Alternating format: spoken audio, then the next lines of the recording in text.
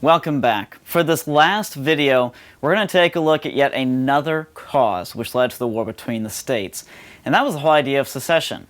In other words, the states which joined the Union freely, they freely ratified the Constitution, and before that they had freely ratified the Articles of Confederation, and before that they had freely joined the Continental Congress. And so the question was, if you can freely join, can you also freely leave or secede?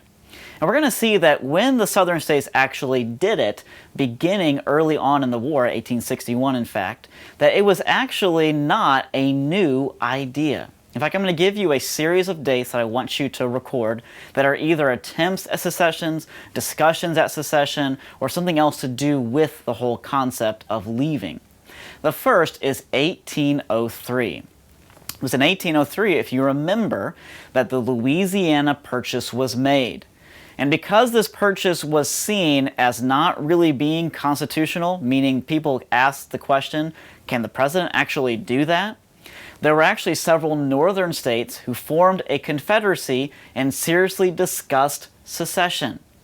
Similar things would happen again during the War of 1812. In fact, in the year of 1812, Massachusetts, which was disgusted with the foreign policy of men like James Madison and the Congress at the time, considered secession so they would not be involved with a war against Britain, which of course they had to be involved in because it soon followed.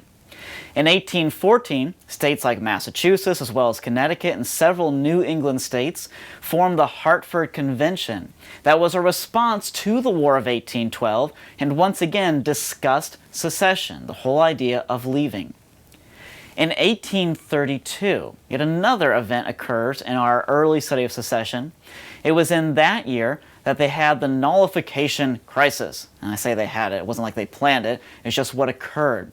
See, South Carolina, who hated that federal tariff on their goods and saw it as really interfering with themselves as a state, simply decided that they would nullify that federal law. They would not enforce the federal law within the state of South Carolina.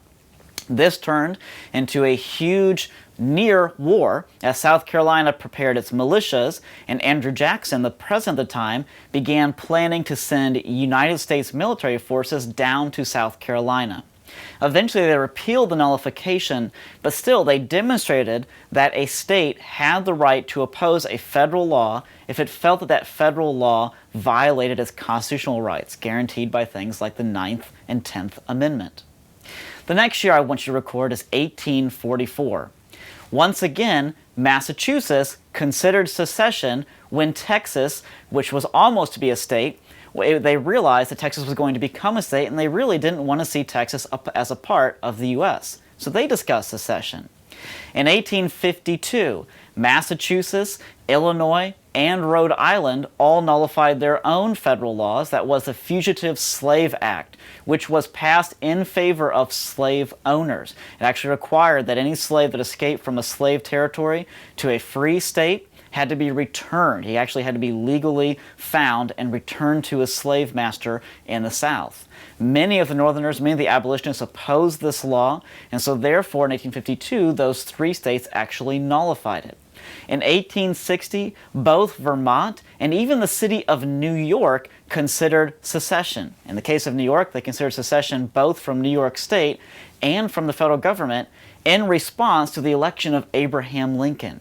So we see that this whole idea of separating from the Union had been thought about and had actually been discussed from constitutional means prior to the war between the states.